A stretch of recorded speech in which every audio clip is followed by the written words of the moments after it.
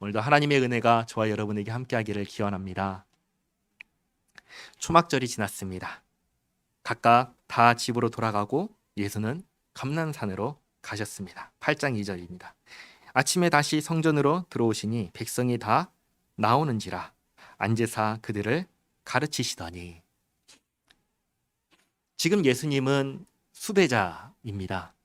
지난주에 보셨듯이 당국자들이 발견하면 예수님을 죽이려고 하는 상황입니다. 그런 위태로운 상황에서 예수님께서는 다시 성전에 가십니다. 이제 예수님은 그 정체를 알던 모르던 간에, 예수님이 누구신지를 알든지 모르든지 간에 유명해지셨습니다. 사람들이 예수님을 보고 다가갑니다. 당시에는 교사가 가르칠 때 서서 가르치지 않았어요. 앉아서 가르쳤습니다. 그래서 예수님께서 앉으시고 가르치기를 시작하셨습니다. 한 가지 질문을 드리겠습니다. 예수님께서 무엇을 가르치셨을까요? 흥미롭게도 요한복음에서 예수님께서 가르치신 것의 모든 핵심은 항상 예수님 자신에 대한 것이었습니다. 예수님은 누구신가? 나는 누구인가? 3장에서 니고데모와의 대화를 기억하실 것입니다. 예수님께서 말씀하셨습니다. 거듭나지 아니하면 하나님의 나라를 볼 수도 없고 들어갈 수도 없다라고 하셨습니다. 누가 거듭날 수 있는가? 말씀하실 때 성령으로 난 사람만이 거듭난 사람이다 라고 말씀하셨습니다. 그러면 성령으로 난 사람은 누군가? 거듭난 사람은 누군가? 했을 때 예수님을 믿는 자다 라고 말씀하셨습니다. 4장에서 사마리아 여인과의 대화를 또 기억하실 것입니다. 예수님께서 말씀하셨습니다. 하나님은 영이시니 예배하는 자가 영과 진리로 예배할지니라. 그러자 사마리아 여인이 이렇게 대답을 했습니다. 그리스도가 오시면 모든 것을 우리에게 알려주신다고 했습니다. 그러자 예수님께서 뭐라고 하셨죠? 내가 그라. 사마리아 여인의 전도를 받고 사마리아 많은 사람들이 예수님께 와서 같이 지낸 다음에 뭐라고 고백을 했냐면 우리가 이제 그가 세상의 구주이신 줄 알았다라고 고백을 했습니다. 5장에서 베데스다 연못가에 있던 38년 된 병자를 고치시며 예수님은 자신을 하나님과 동등된 자라고 소개하였습니다. 그리고 이렇게 말씀하셨습니다. 너희가 성경에서 영생을 얻는 줄 생각하고 성경을 연구하거니와 이 성경이 곧 내게 대하여 증언하는 것이니라. 또 6장에서는 오병이어 사건 후에 예수님께서 가버나움 회당에서 이렇게 말씀하셨습니다. 하나님의 일은 하나님께서 보내신 이를 믿는 것이 하나님의 일이니라. 하나님께서 보내신 이가 누구인가? 나다 말씀하셨죠. 그랬더니 유대인들이 하는 말, 우리가 당신을 믿을 수 있도록 표적을 보여달라 하면서 우리 조상들은 하나님께서 만나를 주셨는데 당신은 우리에게 무엇을 주겠습니까? 그렇게 얘기를 하자 예수님께서 세상에 생명을 주는 떡을 주겠다라고 말씀하셨습니다. 세상에 생명을 주는 떡은 무엇이냐? 했을 때 예수님께서 나다, 나를 주겠다 얘기를 하셨습니다. 무슨 의미냐면 예수님께서 곧 생명을 주는 이심을 가르쳐 주신 것이죠. 7장에서 초막절에 예수님께서 예루살렘의 성전에서 이렇게 말씀하셨습니다. 누구든지 목마르거든 내게로 와서 마셔라. 나를 믿는 자는 그 배에서 생수의 강이 흘러 나오리라. 그러니까 요한복음에서 예수님의 가르치심은 영생을 얻는 유일한 길은 예수님밖에 없음을 가르치시고 예수님을 믿게 하시는데 모든 초점이 맞추어져 있었던 것입니다. 그리고 예수님을 믿으면 나머지 문제는 사실 다 자연스럽게 해결되는 것입니다. 예수님을 믿는다는 것은 무엇을 의미할까요? 예수님을 믿는다는 것은 하나님과 함께 산다는 것을 의미합니다. 눈을 떴을 때부터 눈을 감을 때까지 하나님 중심으로 살아가는 것입니다. 사랑하는 성도 여러분, 우리는 예수님을 믿는 그 순간부터 우리는 하나님의 손길 안에 들어와 있습니다. 정확하게는 하나님께서 우리가 태어나기도 전에 선택하셨기에 하나님의 때에 우리가 예수님을 믿게 하시고 그 믿음으로 살게 하신 것입니다. 그래서 예수님을 믿는 우리가 예수님을 믿은 그 시점부터 우리가 의식하는 것은 우리가 예수님을 믿는 사람이라는 것을 의식하며 살아갑니다. 아침에 눈을 떴을 때부터 잠이 들 때까지 우리는 알든지 모르든지 간에 우리를 붙잡아 주시는 그 하나님의 손길 안에서 살아가는 거예요. 하나님과 함께 살아가는 거예요.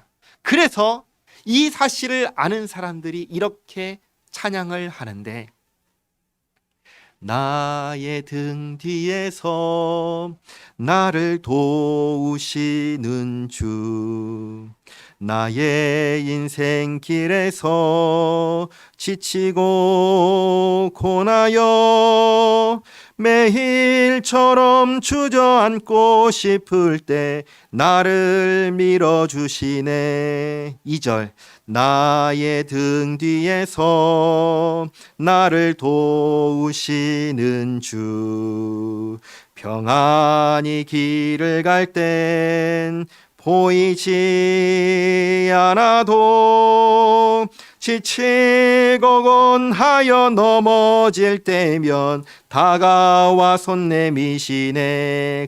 3절입니다.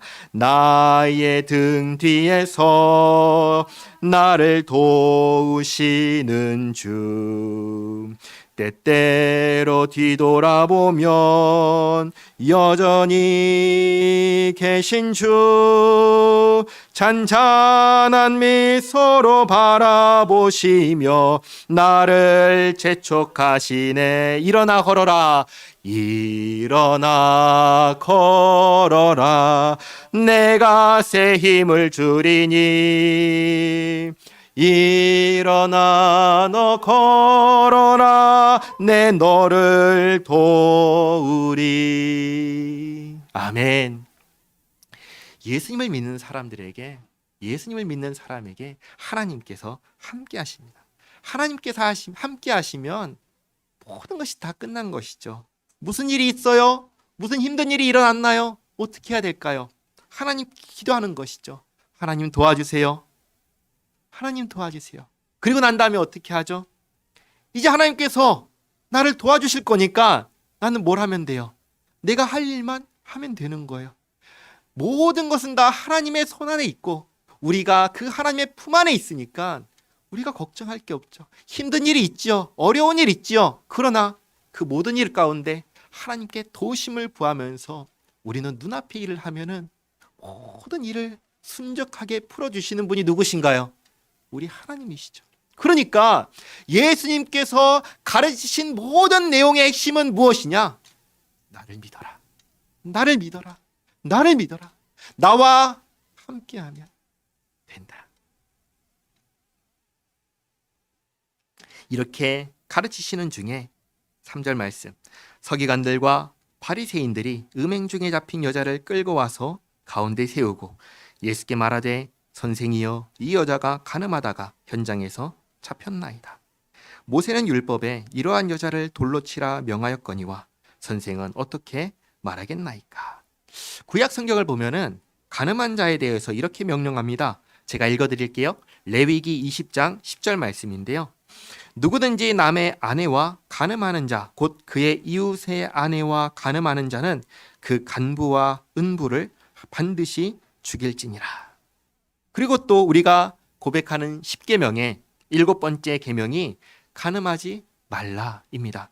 그리고 10번째 계명이 탐내지 말라입니다. 그러니까 성경은 아주 분명하게 간음하지 말고 탐내지 말라고 명령하고 있습니다. 그리고 그 명령을 범한 자를 어떻게 하라고 하셨냐면 성경은 죽이라고 했습니다. 그러니까 이건 사실은 예수님께 질문한 문제예요? 질문을 할 만한 문제예요? 아니에요? 질문할 만한 문제가 아닌 거예요. 이것은 법에 정해진 것이기 때문에 질문할 필요가 없는 거예요. 그런데 질문을 합니다. 왜 질문을 하죠? 예수님을 고발하려고. 6절 말씀 보시면 이렇게 얘기하죠. 그들이 이렇게 말함은 고발할 조건을 얻고자 하여 예수를 시험함이로라.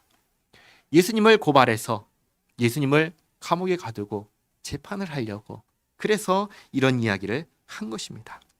근데 사실 당시에는 유대인에게는 사람을 죽일 만한 권한이 없었습니다. 이것은 나중에 유대인들이 빌라도에게 예수님을 고발할 때 하던 말을 보시면 알 수 있는데요. 요한복음 18장 31절 말씀 제가 읽어드리겠습니다. 요한복음 안에 있는 내용이에요.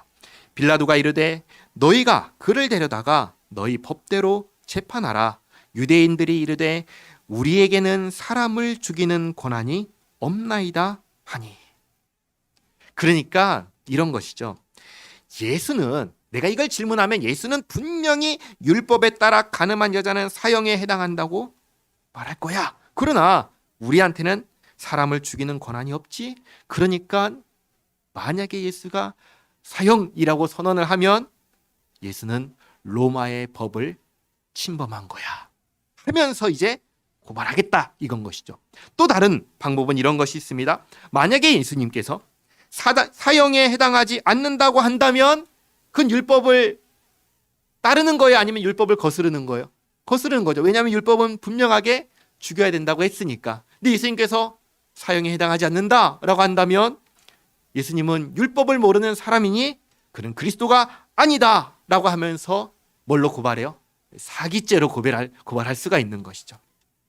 그러니까 예수님께서 어떤 식으로 대답하시든 간에 고발할 준비를 다 하고 온 것입니다. 예수님께서 그들의 마음을 아실까요? 모르실까요? 다 아시죠. 다 아시죠. 요한복음은 처음부터 계속해서 예수님께서 사람 속에 무엇이 있는지를 다 아신다라고 알려주고 있습니다. 그래서 예수님께서 그 질문을 듣고 무엇을 하시죠? 갑자기 몸을 굽히사 땅바닥에 손가락으로 글을 쓰시기 시작하십니다. 뭘 쓰셨을까요? 영원토록 우리는 알 수가 없습니다. 나중에 천국에 가서 예수님께 예수님 그때 도대체 뭘 쓰셨을까요? 여쭤봐야지 알 수 있지, 이 땅에서는 알 수가 없습니다.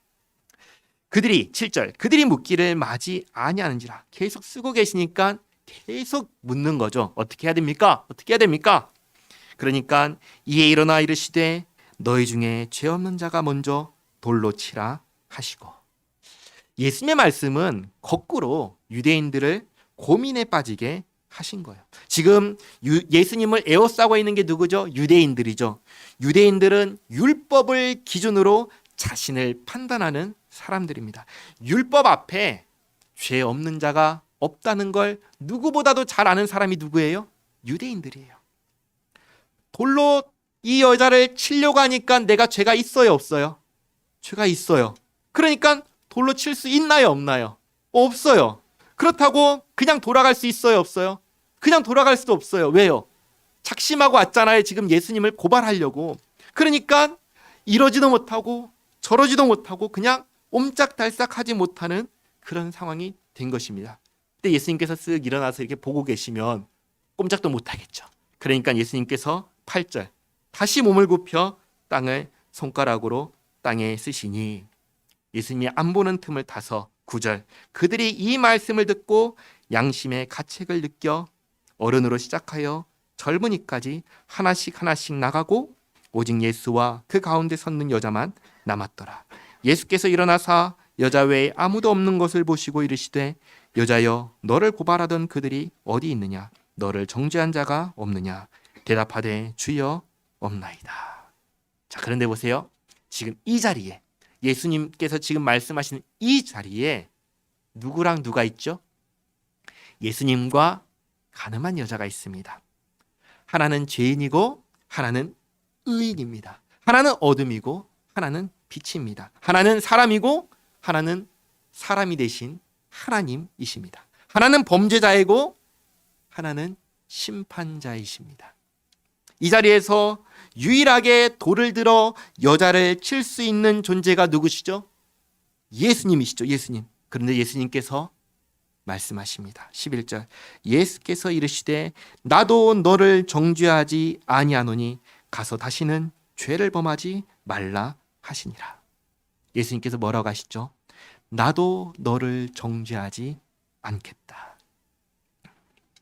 여인이 이미 범한 죄에 대해서 심판자이신 예수님께서 정죄하지 않겠다라고 선언하십니다. 다르게 말하면 죄를 묻지 않겠다. 다르게 말하면 무죄를 선언하십니다.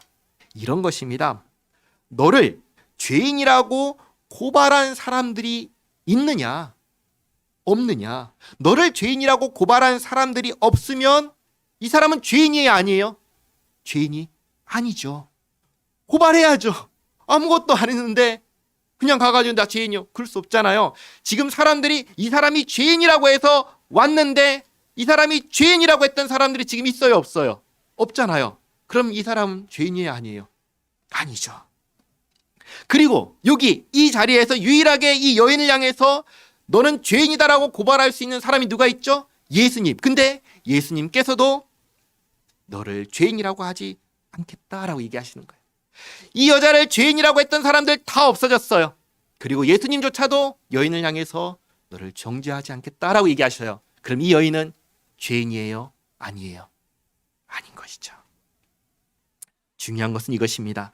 이 땅에 오신 예수님은 정죄하기 위해서 오신 것이 아니십니다. 오히려 세상 죄를 대신 짊어지기 위해서 오셨습니다. 이 세상의 죄의 문제를 해결하기 위해서 이 땅에 오신 분이 예수님이시기에 이 여자를 정죄하는 것은 중요하지가 않아요.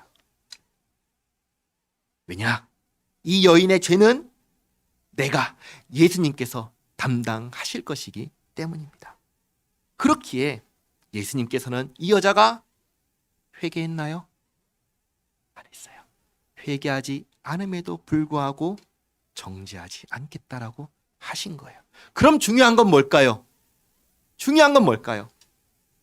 그 다음이죠. 나의 죄 문제를 예수님께서 담당하셨습니다. 해결하셨습니다. 그러면 나는 이제 죄인인가요? 죄인이 아닌가요? 아니죠. 아니죠. 나는 더 이상 죄인이 아닙니다. 왜요? 나의 죄 문제를 예수님께서 다 담당하시고 해결하셨기 때문입니다. 그러면 그 이후로 이제 어떻게 해야 할까요? 우리는 항상 그 다음에 우리에게 주어진 삶을 어떻게 살아내는가? 이게 중요한 거예요. 이후로 어떻게 해야 될까요? 나의 죄의 모든 문제를 예수님께서 해결하셨다면 이제 나는 더 이상 죄인이 아니니 죄를 지으며 살아야 될까요? 죄를 짓지 말고 살아야 할까요? 다시는 죄를 범하지 말아야 되는 것이죠. 그래서 예수님께서 말씀하시는 것입니다. 다시는 죄를 범하지 말아라. 근데 이 말씀 처음 하신 거 아니에요. 이전에 38년 된 중풍병자가 아니죠. 38년 된 병자에게도 똑같이 말씀하셨습니다. 다시는 죄를 범하지 말아라. 어떻게 하면 죄를 범하지 않을 수 있을까요? 죄는 무엇일까요? 죄는요, 내가 내 인생의 주인이 되어서 내 마음대로 살아가는 것이 죄입니다. 죄를 어떻게 하면 범하지 않을 수 있을까요? 내가 내 인생의 주인 자리를 포기해야 가능한 것입니다. 내 인생의 주인 자리를 진정한 주인에게 되돌려 드릴 때 가능한 것입니다. 내 인생의 주인, 진정한 주인은 누구십니까? 예수님이시죠. 하나님이시죠. 예수님을 보내신 하나님이십니다. 우리는 죄를 범하지 않기 위해서 끊임없이 싸워야 되는데 무엇과 싸워야 하냐면 내가 나의 주인이 되려고 하는 습관과 싸워야 됩니다. 끊임없이 나의 주인 자리에 예수님을 주님으로 모시려고 해야 합니다. 잠깐이라도 방심하면 또다시 내 생각과 내 습관과 내 욕심이 쭉 올라와서 주인 자리를 차지하고 죄로 넘어가게 만듭니다. 그러니까 어떻게 해야 될까요? 그러면 어떻게 해야 될까요? 회개해야죠. 하나님, 제가 또 넘어지고 말았습니다. 하나님, 제가 또 이렇게 하고 말았습니다. 하나님 도와주시옵소서. 죄짓지 않게 도와주시옵소서. 거룩하게 살게 하옵소서. 이게 뭐예요? 하나님, 내가 할 수 없습니다. 나의 주인은 하나님이시니 하나님께서 나를 붙잡고 인도하여 주시옵소서. 주인 자리를 하나님께 돌려드리는 것이죠. 성도의 삶은 죄를 짓지 않기 위해서 죄와 싸우는 삶입니다. 죄와 싸우는 삶입니다. 우리는 이 싸움에서 이길 수 있을까요? 아니면 이길 수 없을까요? 우리는 이길 수밖에 없습니다. 왜 그럴까요? 우리의 주인 되시는 예수님께서 죄와 사망의 권세를 이기시고 승리하셨기 때문입니다. 우리는 이길 수 없어요. 나는 이길 수가 없어요. 그러나 주님께서 나의 주인이 되신다면 우리는 마침내 승리할 수밖에 없는 것입니다. 성도의 삶은 내 인생의 주인 자리에 끊임없이 예수님을 모시고 사는 삶이에요. 예수님을 모시고 예수님과 함께 살아가는 것이에요. 그러면 죄는 더 이상 나의 문제가 아니에요. 내가 해결해야 되는 문제가 아니에요. 왜요? 나의 주인이신 예수님께서 죄의 문제를 해결하셨고 해결하시고 계시기 때문입니다. 지금도 주님께서는 보좌 우편에 앉으셔서 무엇을 하시나요? 우리를 위해서 기도하고 계십니다. 끊임없이 우리를 붙잡아 인도하고 계십니다. 그래서 예수님을 나의 주인 자리로 모실 때 더 이상 죄는 나의 문제가 아니요. 그렇기 때문에 우리에게는 평안이 있고 안식이 있는 것입니다. 예수님께서 말씀하십니다. 다시는 죄를 범하지 말라. 이것은 네가 죄를 이길 수 있으니까, 네가 죄를 범하지 않을 수 있으니까 네 능력을 다 활용해서 죄를 범하지 않도록 해라. 그게 아니라 사죄를 선언하신, 죄와 사망의 권세를 이기신 예수님을 영접하고 예수님을 믿어서 예수님과 함께 살라고 말씀하시는 것이에요. 예수님 없이 사는 게 너무나도 익숙한 우리에게 이제는 예수님과 함께 살려고 애쓰라고 말씀하시는 것입니다. 그렇게 할 때 우리는 죄의 문제로부터 자유를 얻을 수 있는 것입니다. 이제 장면이 바뀝니다. 어디로 가시죠? 20절 말씀을 보시면 예수님께서 성전 안에 있는 헌금함 앞에서 말씀을 하십니다. 20절 말씀. 이 말씀은 성전에서 가르치실 때 헌금함 앞에서 하셨으나 잡는 사람이 없으니 이는 그의 때가 아직 이르지 아니하였음이로라. 아무도 예수님을 잡지 않습니다. 아직 잡힐 때가 아니기 때문입니다. 12절로 돌아와서 예수님께서 성전 헌금함 앞에서 말씀하십니다. 예수께서 또 말씀하여 이르시되 나는 세상의 빛이니 나를 따르는 자는 어둠에 다니지 아니하고 생명의 빛을 얻으리라. 누가 생명의 빛을 얻지요? 예수님을 따르는 자입니다. 예수님을 믿는 자입니다. 예수님을 믿는 자는 예수님과 함께 사는 사람입니다. 예수님과 함께 사는 사람은 나와 함께 하시는 분이 뭐예요? 빛이잖아요. 그러니까 빛과 함께 거하며 빛을 얻는 거예요. 예수님께서 이렇게 말씀하시자, 내가 세상의 빛이다 라고 말씀하시자 바리새인들이 말합니다. 뭐라고 하나요? 13절. 바리새인들이 이르되 네가 너를 위하여 증언하니 네 증언은 참되지 아니하도다. 예수님께서 자신을 빛이라 라고 말씀하시니까 바리새인들이 이렇게 얘기하는 거예요. 그건 네 생각이고 증거를 대봐 라고 얘기를 하시는 거예요. 그러나 예수님께서 이전에 증거에 대해서 나를 증언하는 이가 셋이 있다고 말씀하셨습니다. 첫 번째는 누구였죠? 세례 요한이었습니다. 두 번째는 무엇이었죠? 자신의 사역이었습니다. 세 번째는 누구였죠? 하나님의 말씀인 성경이었습니다. 근데 예수님께서 그 말씀하지 않으시고 14절에 이렇게 말씀하십니다. 예수께서 대답하여 이르시되 내가 나를 위하여 증언하여도 내 증언이 참되니. 그런데 사실 이 앞에 요한복음 5장 31절을 보면은 예수님께서 이렇게 말씀하셨습니다. 5장 31절 한번 같이 읽어볼까요? 5장 31절 앞에 있습니다. 지금 8장 14절에서는 내가 나를 위하여 증언하여도 내 증언이 참되다라고 얘기하셨는데 5장 31절을 보시면 이렇게 말씀하셨어요. 같이 읽겠습니다. 내가 만일 나를 위하여 증언하면 내 증언은 참되지 아니하되. 그쵸? 내가 나를 위하여 증언하면 내 증언은 참되다고 하셨어요? 참되지 않다고 하셨어요? 참되지 않다고 하셨어요. 그런데 8장에서는 뭐라고 하셔요? 내가 나를 위하여 증언하여도 내 증언은 참되다라고 얘기하셔요. 앞하고 뒤가 같아요, 달라요? 다르죠? 앞에서는 내가 나를 위하여 증언하면 거짓이다 했는데 지금은 내가 나를 위하여 증언하여도 참되다라고 말씀하세요. 도대체 어떻게 된 일일까요? 어떻게 된 일일까요? 다시 8장 14절로 돌아와서 8장 14절 읽지 않았던 하반절 읽어드리겠습니다. 나는 내가 어디서 오며 어디로 가는 것을 알거니와 너희는 내가 어디서 오며 어디로 가는 것을 알지 못하느니라. 내가 어디서 왔는지 안다 모른다, 이것이 초막절 절기 때 나온 중요한 주제라고 말씀을 드렸습니다. 기억하시죠? 너희 말에 따르면 그리스도는 어디에서 오는지 알 수 있다고 했어요? 없다고 했어요?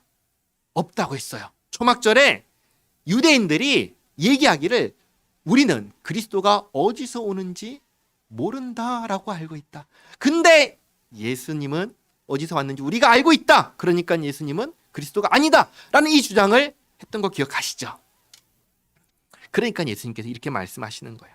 너희 말에 따르면 그리스도는 어디서 오는지 알 수 없다. 그런데 너희는 내가 어디로 돌아가는지 모른다. 즉 너희는 내가 어디에서 왔는지 모르지. 그러니까 너희 말에 따르면 내가 어디서 왔는지 모르니까 나는 누구냐? 나는 그리스도다. 이 이야기가 초막절에서 하셨던 말씀이에요. 이해가 되시죠? 그때 하셨던 말씀. 지금 예수님께서 내가 나를 위하여 증언하여도 이 증언이 참되다라고 말씀하신 이유가 바로 여기에 있어요. 그 이유가 무엇이냐? 이 세상 사람들 중에서 예수님께서 그리스도시라는 것을 증명할 수 있는 사람이 아무도 없다는 거예요. 아무도 없어요. 왜요? 아무도 몰라요. 아무도 예수님께서 누구신지를 모르는 거예요. 그러니까 이게 정말 증명하는 사람 입장에서는 너무나 어려운 거예요. 잘 생각해 보시기 바랍니다. 요한복음 3장 16절 우리가 잘 아는 말씀 이렇게 말씀하십니다. 하나님이 세상을 이처럼 사랑하사 독생자를 주셨으니 이는 저를 믿는 자마다 멸망하지 않고 영생을 얻게 하려 하심이라. 영생을 얻으려면 예수님을 믿어야 되는데 아무도 하나님께서 예수님을 보내셨다는 것을 아는 사람이 없어요. 다 몰라요. 이런 상황에서 어떻게 해야 될까요? 알려줘야 되잖아요.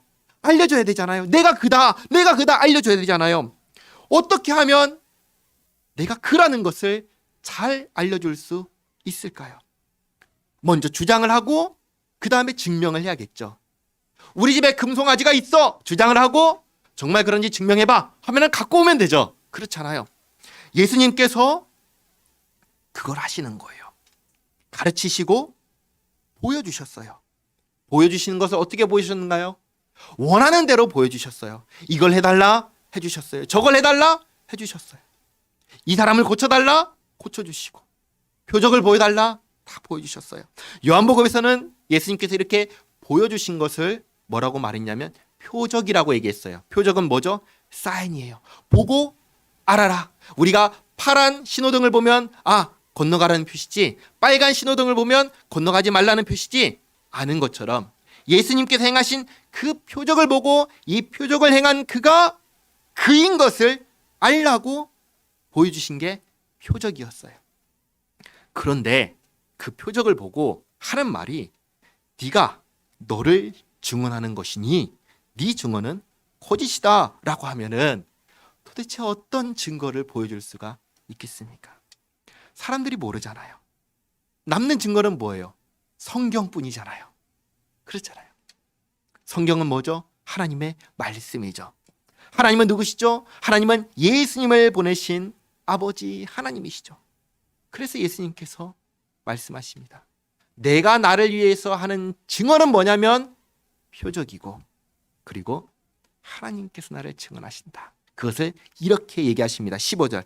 너희는 육체를 따라 판단하나 나는 아무도 판단하지 아니하노라. 무슨 말이냐면 육체를 따라 판단하지 말고 성경을 기준으로 판단하라는 것입니다. 왜요? 성경은 하나님의 말씀이고 성경은 무엇을 증언하죠? 예수님을 증언하기 때문입니다. 16절. 만일 내가 판단하여도 내 판단이 참되니 이는 내가 혼자 있는 것이 아니요 나를 보내신 이가 나와 함께 계심이라. 너희 율법에도 두 사람의 증언이 참되다 기록되었으니 내가 나를 위하여 증언하는 자가 되고 나를 보내신 아버지도 나를 위하여 증언하시느니라. 내가 나를 위하여 증언한다. 내가 주장하고 내가 내 표적을 보임으로써 이 주장이 사실이라는 걸 입증을 한번 하지요. 이걸로 충분하지 못하다고 하니까 누굴 얘기해요? 아버지. 나를 보내신 아버지도 나를 위하여 증언하신다. 나를 보내신 아버지 하나님께서 예수님을 증언하는 그 증언은 어디에 있죠? 성경. 그렇죠. 그래서 성경을 보면 알 수 있는데 문제는 이것이죠. 이들 바리새인들이 뭐예요? 나는 성경을 안다. 우리는 성경을 안다. 예수님을 믿는 저들은 성경을 모른다. 율법을 모르는 저주받을 자들이라고 말했던 게 누구예요? 이 바리새인들인 거예요. 그러니까 우리는 성경을 안다고 하면서 뭐예요? 예수님을 인정하지 않는 거예요.